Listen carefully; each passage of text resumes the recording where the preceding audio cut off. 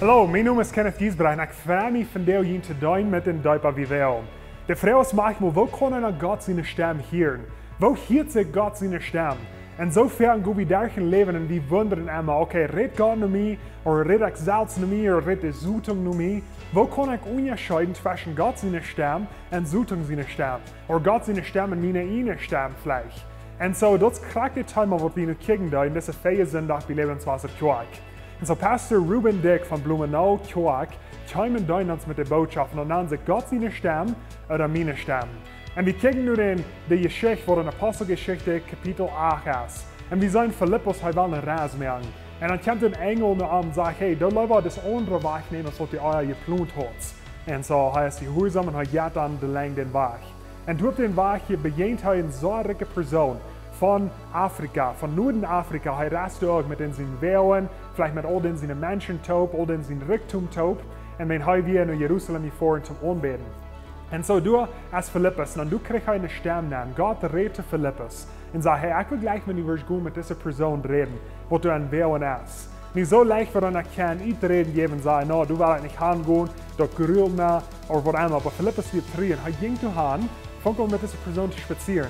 Und er dort mit die Möglichkeit von Jesus Christus. Und diese Person, die bekehrt sich durch, und die fängt an Fuß und Rief an, und lässt Philippus an durch Fuß taufen.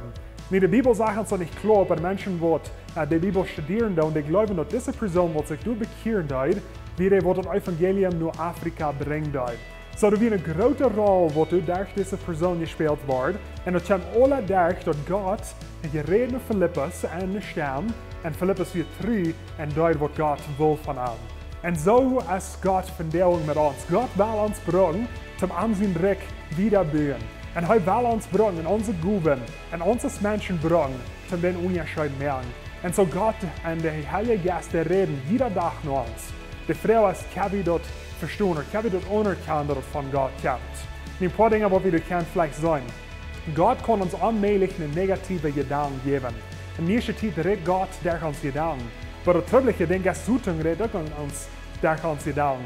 Und so bei einem Ding, wo wir das können entscheiden, ist Gott kann uns allmählich eine negative Gedanken geben. Das kann bloß nicht passieren. Und Zutung kann uns bloß einen positiven Gedanken bringen, wenn das auch zu negativ war, wird rumgedreht. Vielleicht sagst du, hey, du sollst das feine Ding tun für diese andere Person, die so reich ist, wenn dann wirst du vielleicht some von denen sein Geld kriegen. Und so kann Zutung das rumdrehen. Und so, das können verschiedene Dinge sein. Vielleicht kriegst du einen Gedanken an, hey, ich soll diese Person in WhatsApp schicken. Ich weiß, die hat vielleicht gut in seiner Arbeit verloren und ich will den Bett abmoten. Und so, dann schickst du den in WhatsApp. Und dort ist eine Stimme von Gott. Oder vielleicht kriegst du eine Stimme in den Kopf an, oder einen Gedanken in den Kopf an, hey, ich soll gerne eine Person bringen. Wenn ich weiß, die ist krank und ist so lange krank gewesen, so ich will mehr mehr und ich will gerne eine Person bringen. Oder vielleicht kriegst du einen Gedanken an, hey, eine Person, den fehlt von Jesus zu vertrauen. Und dann dessen Koffer ablehnen und fragst ihn und dann vertraust ihm von Jesus, dort das Evangelium du machst. Und so können die Gedanken sein, uns in der Kopf ankommen. Und wir wollen jedemals nicht, was passiert, nur dem, dass wir frei sind.